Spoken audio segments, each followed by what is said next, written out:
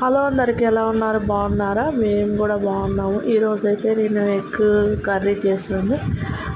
యూట్యూబ్లో చూసే చేశానండి. ఒకసారి ట్రై చేసా.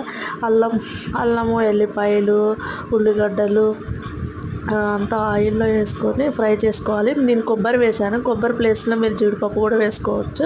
వేసుకొని అది ఫ్రై అయిపోయాక మెత్తగా అయిపోతాయి కదా హాని. అది ఫ్రై అయిపోయాక మొత్తము పక్కన తీసుకుని పెట్టుకొని ఆరబెట్టుకున్నాక దాంట్లో కొంచెం కొత్తిమీర కూడా వేసి మిక్సీ పట్టి పక్కన పెట్టుకోవాలి.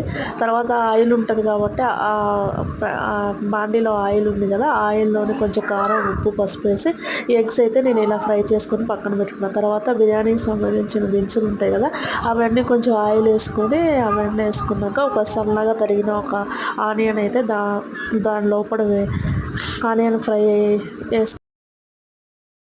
ఆనియన్ ఫ్రై అవ్వడం కోసం కొంచెం సాల్ట్ వేసాను నేను. తర్వాత నాలుగు పచ్చిమిరపకాయలు చీల్చి ఇట్లా వేసాను. అవి మగ్గిపోయాక నేను మిక్సీ చేసుకున్న పేస్ట్ ఉంది కదా, ఆ పేస్ట్ని దాంట్లో వేసుకొని బాగా ఫ్రై అయ్యే వరకు ఉంచాను. ఫ్రై అయ్యేకి ఉంచేసి కొంచెం మిక్సీ గిన్నె ఉంటుంది కదా, దాన్ని వాటర్గా కొద్దిగా ఎక్కువ పోసుకొని ఒక గ్లాస్ మందం పోసుకొని ఫ్రై అవ్వాలి. ఆ ఫ్రై అయిన తర్వాత కారము, ఉప్పు, గరం మసాలా, ధనియాల పౌడర్ వేసుకొని మిక్స్ చేసుకోవాలి. అది కొద్దిగా మరిగినాక ఎగ్స్ వేసుకొని కొంచెం వాటర్ సరిపోతే కొద్దిగా వాటర్ వేసుకొని వాటిని మంచిగా ఆయిల్ పైకి వచ్చే వరకు మంచిగా కుక్ చేయాలి.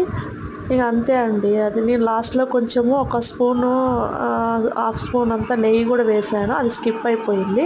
నెయ్యి కూడా వేసుకుంటే టేస్ట్ బాగుంటుంది. కొబ్బరి పేస్ట్లో జీడిపప్పు వేసుకుంటే ఇంకా బాగుంటుంది. కొబ్బరి కూడా చాలా బాగుంది, సూపర్గా వచ్చింది ఈ కర్రీ అయితే. మీరు కూడా ఒకసారి ట్రై చేయండి. చాలా బాగా వచ్చింది, సూపర్గా వచ్చింది. ఈ వీడియో నచ్చితే లైక్ చేసి సబ్స్క్రైబ్ చేయడం మర్చిపోవద్దు. Bye bye.